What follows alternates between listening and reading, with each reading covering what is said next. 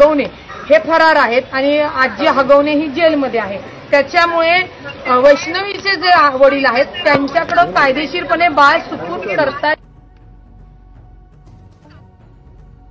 Police याच्यामध्ये मुलाचा ताबा घेऊन ना मामा काका यांच्याकडे देऊ शकत नाही। हगवण्यांना कोणतंही पाठबळ नाही हे स्वतः पालकमंत्री अजितदादांनी सांगितलेलं आहे।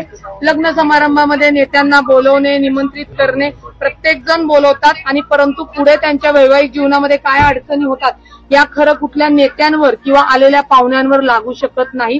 माझी मीडियाला विनंती आहे की माहितीपूर्वक माहिती घेऊन आपण माहिती प्रसारित करावी, कारण का नाहक की एक हुंडाबळी झालाय आणि त्या व्यक्तीला राजकीय पाठबळे अशा ज्या काही बातम्या गेल्या या फार त्रासदायक होत्या। या सर्व घटनेला आता 16 तारखेला घटना घडली, त्यानंतर सातत्यानं राष्ट्रवादी काँग्रेसचा पदाधिकारी असं म्हटलं जातं आणि आज त्याच्यावर बडतर्फीचा पक्षानं आदेश काढला।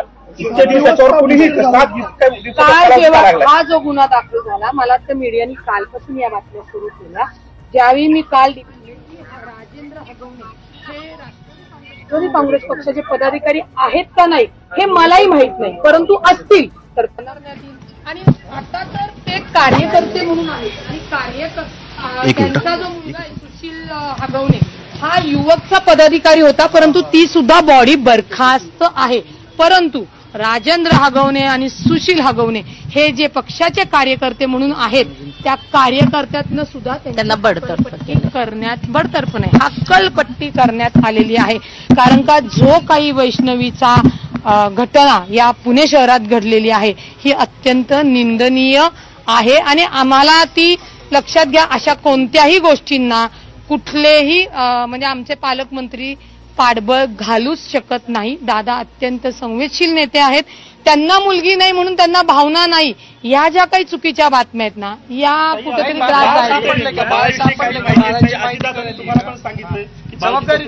नाही। एक लक्षात घ्या, आता कायदेशीर भाग झाला, एक राजकारणात आणि राजकीय समाजकार्यात काम करणारी महिला म्हणून, एक आई म्हणून ते बाळ सोपवण्याची जबाबदारी मी कालच मीडियासमोर घेतली होती।